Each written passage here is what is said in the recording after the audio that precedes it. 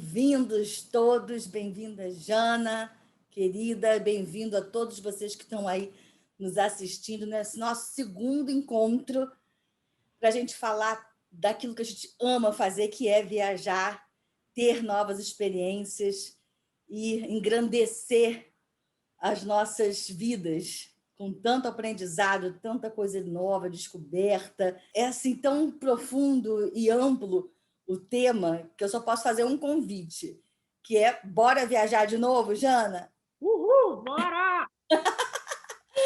Olha só, na semana passada a gente descobriu mais sobre você, se surpreendeu aí com umas informações que eu nem vou dar spoiler para quem não viu poder ir lá no nosso primeiro vídeo ver. Mas eu deixei uma pergunta no ar, para a gente continuar o nosso bate-papo.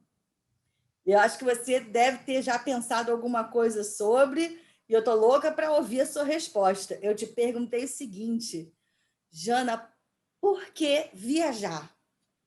Porque viajar faz a alma crescer, se ampliar, o ser humano se desenvolver, sair do lugar comum, Verdade. ouvir mais do que falar, silenciar, Isso é ou verdade. parar, às vezes, para se tomar consciência do que se tem em casa, no próprio país, no próprio estado. Na Exato. verdade, viajar é muito mais do que um deslocamento. Eu acho que é uma inquietação da alma e a busca por um crescimento mesmo, né? Um inconformismo de ficar na mesmice, né? De alguma maneira a gente deixa tudo que é comum, que é conhecido e seguro para trás, né? Para se desbravar o novo. Então, eu acho que viajar é o melhor motivo para crescer, para aprender, ser um eterno aprendiz, para Lindo. manter o olhar curioso, Perfeito. respeitoso para as culturas, para as pessoas, para o ambiente, para o meio ambiente, para a história. E muitas vezes esse viajar se torna mecânico, infelizmente. Mas aí é um outro assunto, né? Cada praticante, cada viajante vai aos poucos amadurecendo, encontrando o seu estilo de viagem, a forma ideal de interagir com as pessoas e com o lugar. E certamente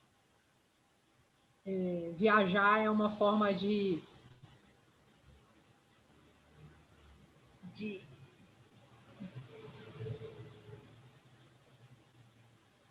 transbordar.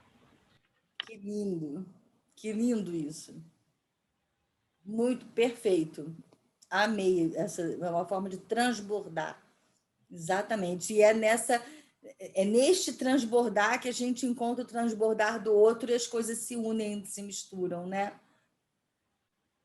Muito linda a metáfora, muito linda. E a gente estava conversando sobre isso. Eu queria, antes de fazer uma outra pergunta, você falou aí sobre que ao viajar a gente pode trazer um novo olhar para a nossa casa, a nossa cidade, o nosso país, o nosso contexto, ao confrontar novas realidades. As comparações são inevitáveis? São. Muitas vezes, o que é de casa está tão automático, a nossa percepção está tão automática que esse é o nosso normal. E muitas vezes, por exemplo, na Inglaterra, tudo era ao contrário. Em vez de você abrir a torneira, você está fechando. Então, muitos banhos que eu tomava, entendeu? O volante era do outro lado. Eu não dirigia, eu era copiloto, mas a minha madrinha perguntava, então, pode ir? Pode. Não, é para olhar do outro lado. Entendeu? Então, para você condicionar seu cérebro para o novo, você tem um ponto de partida, que é o que você tem como referência em casa, que você tem no seu país. Uau. Né? Então, assim, tipo, na Europa é comum você tomar água da torneira, no Brasil não. Pois é. Entendeu? Então, e aí você vai para as razões. Então, se dentro do nosso país, que é enorme, Pois é. tão marcantes, imagina quando você vai para outro país. Nossa Senhora, pois é. Existe um choque cultural dentro do nosso estado, do estado do Rio, onde você está, do estado de São Paulo, em cada região. Então, assim, é como se eu for na sua casa, as coisas funcionam de um jeito diferente do que na minha. Né? Então, essa flexibilização e o respeito de que não tem certo e errado. As coisas estão aqui por alguma razão. Né? Então, frutos de uma história diferente, de uma educação diferente. Exato. Exato. E simples assim. E aí você depois fala, pô, legal, isso aí eu gostei, eu quero adotar para minha vida. Ou não, isso é só aqui mesmo na Inglaterra, eu não quero saber disso no Brasil, graças a Deus. Né? Se bem que tem umas rotatórias aí que agora as cidades foram implantadas. Né? Isso é muito bacana, você está aberta para novas experiências, absorvê-las todas, ponderar e depois, com o seu livre-arbítrio, fazer escolhas do que você quer manter ou não. Quer dizer, é uma postura ativa, né? Primeiro, essa recepção passiva e acolhedora, e depois uma atitude ativa de fazer escolhas, né? Exato. E o ideal é que o viajante não julgue. Porque se você julgar, você se distancia das pessoas. Verdade. Né? Então, o ideal é que a gente não julgue ninguém dentro da nossa casa, porque senão a gente não queremos ser julgados, né? Exato.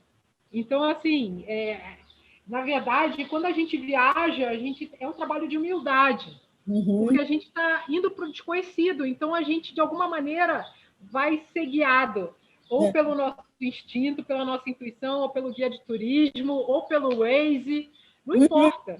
Então, sim, a gente se permite errar muito mais numa viagem do que num ambiente conhecido. Por quê? Porque a gente não se julga tanto. Verdade. A gente está de férias, ou estou em uma situação, viver uma coisa que eu nunca vivi, então é normal errar, né? Tentativa e erro. E talvez a gente pudesse ser mais leve, se chicotear menos, chicotear menos o outro também. Exatamente. A questão do julgamento, né? Tem toda razão, toda razão. E voltando a uma outra coisa que você falou no nosso último encontro e que ficou aqui reverberando, que tem a ver com a sua experiência. Você nos contou como é que você chegou ao turismo e a gente até mencionou um pouco do que eu quero saber mais agora, que é como é que o estudo do turismo, porque você citou a rotina, que começou até antes um pouco, você começou a trabalhar na agência antes de fazer a faculdade, né? Uma coisa foi levando a outra. Mas você mencionou que a rotina de fazer roteiros de viagem ou fazer a viagem propriamente dita com os grupos afetou no seu olhar para as suas viagens, né? Então, eu queria saber isso, para você aprofundar mais esse assunto de como o turismo, fazer, estudar, praticar o turismo, impactou na sua forma de viajar. Na forma de escolher a viagem e de montar o meu roteiro. De alguma maneira, eu tive mais autonomia e mais independência, e com a internet, mais ainda. Sim. Quando eu comecei na agência, a internet era discada, eu conheci fax. Eu lembro disso também. Não operei Telex, mas eu conheci. E isso eu tinha 19 anos. Né? Ficou muito marcado na minha cabeça. E E hoje você pode criar a sua viagem, ser o seu agente de viagem e tal. Só que, para isso acontecer, você tem que identificar o que você quer alcançar com essa viagem, o que te move a sair da sua casa e ir para tal destino, o que você não abre mão de conhecer, né?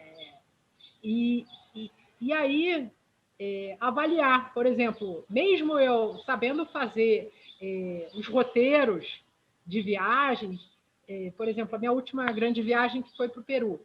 Ah, eu adoro. Eu Tem uma agência que reservou a minha passagem aérea internacional e o meu seguro de vida. Certo. Tá? Uma agência de uma amigona do turismo dessa primeira agência. Uau! E aí, o que aconteceu? Eu contactei agências especializadas em observação de aves. Ah, que massa! Cidades que eu ia conhecer e eu amo fazer observação de aves. Por quê? É importante, eu tenho pouco tempo.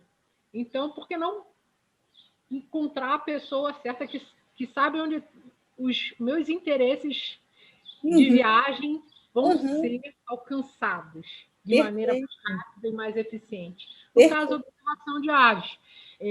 Eu também fiz a trilha Inca, fui para Cusco, e foi uma viagem organizada por um amigo e através de uma agência. Então, assim, essa agência local foi a mesma agência que, quando eu me desgarrei do grupo, eu mantive. Que bacana. Só que saber escolher o que eu quero só cabe a mim. Ah, sim. Então, assim, o turista, existem perfis diferentes, né? Tem gente que está de férias, que quer conhecer o lugar de uma maneira comum e está tudo bem, aceita ser guiado. Né? Eu também aceito ser guiado por um especialista do lugar, principalmente quando é um lugar exótico. Eu falo espanhol, eu li um pouquinho, não tive muito tempo para me aprofundar sobre o lugar, mas o mais importante é saber o momento em que você conduz, no meu caso é o pré-viagem, e aí eu faço uma pesquisa, faço as minhas escolhas. Quando eu decido que eu vou ser conduzida, eu sou conduzida. Entendi. Mas você sabe pelas mãos de quem, porque você escolheu. E aí essa pessoa não vai te surpreender só positivamente. Exato. E essa viagem foi incrível, como todas as outras. Graças a Deus, né? Às vezes até nas viagens mais independentes, que você passa por dificuldades, também tem muito aprendizado. E digamos que meu estilo de viagem é meio fora do convencional. Então, assim, eu já passei por algumas dores de cabeça, mas isso aí é papo para depois, porque eu quero saber também. E é muito curioso o que você está trazendo, porque mostra como a gente deve se conhecer para fazer essas escolhas, né? As pessoas geralmente querem ver o que há de melhor no lugar, só que isso é muito relativo, né? O que é o melhor? Em que sentido? A noite do lugar? São os bares? Só praia? Ou não? Como você disse, ir com quem conhece de observação de pássaros. Isso não é para qualquer um, né? Eu tive a oportunidade, minha mãe me deu essa viagem maravilhosa para mim, para minha filha, de ir para o deserto do Atacama para ver o observatório que eles têm lá, astronômico. Então, do projeto, a gente queria ir no projeto Alma, mas não estava aberto e tal, a gente foi num outro observatório que tem lá no deserto. Então, quer dizer, foi justamente partindo de uma vontade, de um desejo, que a gente foi guiando essa viagem também, foi muito especial. Então, conhecer os nossos desejos é também lidar com os nossos desejos, né?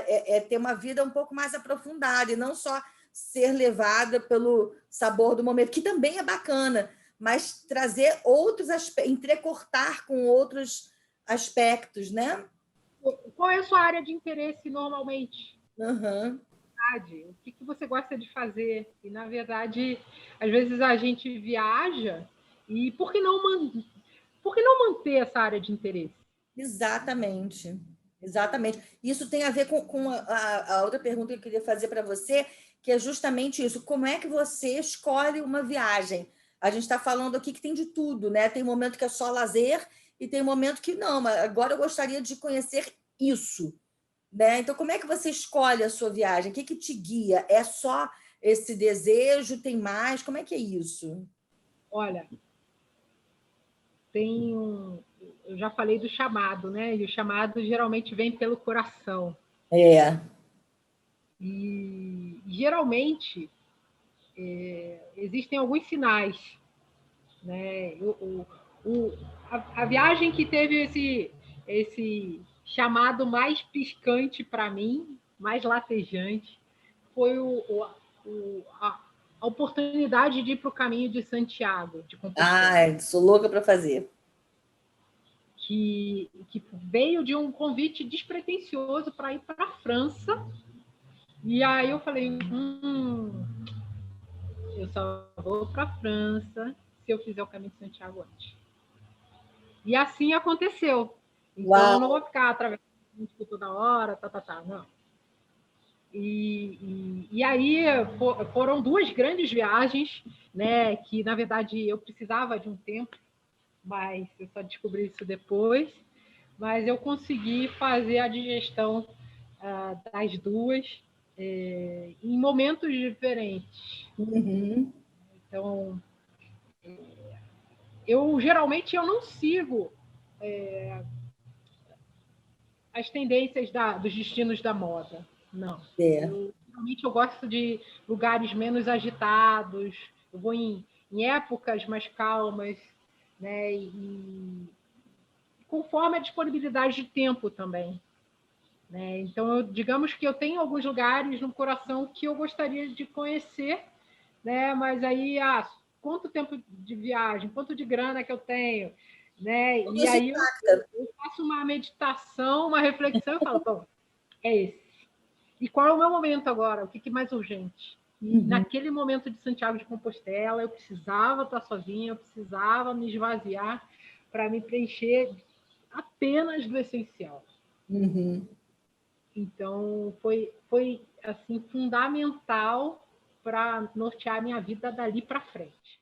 Máximo. Depois eu vou querer ouvir isso. Aliás, mais para frente, eu acredito que outras pessoas queiram saber também, para a gente poder pegar uma viagem e falar sobre ela. Eu acho que isso vai ser mágico. Bora viajar de novo, ainda nem abri o De baú. novo. Exatamente, exatamente. Essa é uma viagem que está na minha listinha. Aliás, isso eu vou querer depois saber de você. A sua listinha ainda, a sua wishing list, né? A sua lista de desejos aí, de lugares que você ainda não conhece. Eu vou querer saber, não vai ser agora, não. Pelo seguinte, agora a gente só vai se falar na semana que vem. Então, eu vou fazer igualzinho do nosso último encontro. Eu vou deixar uma pergunta no ar que é para você ficar matutando até a gente se encontrar.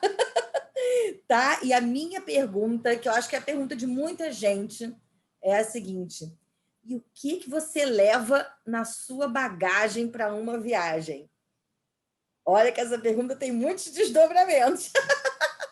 E isso vai ser o nosso papo da semana que vem. Pode ser? Claro. Então, que maravilha, que bom, que bom. Aí, pela conversa, e vamos avançar. Sempre muito agradável, muito, muito. Conversar contigo é uma delícia e é bom que, nossa, vai natural, a gente vai aqui, porque as perguntas são tantas que eu tento até me frear aqui para poder ouvir mais do que falar. Muito obrigada, um beijo enorme para você, um beijo para você que está assistindo. Semana que vem tem mais. E para todo mundo pensar, o que você leva na sua bagagem. Um beijo enorme. Bora viajar!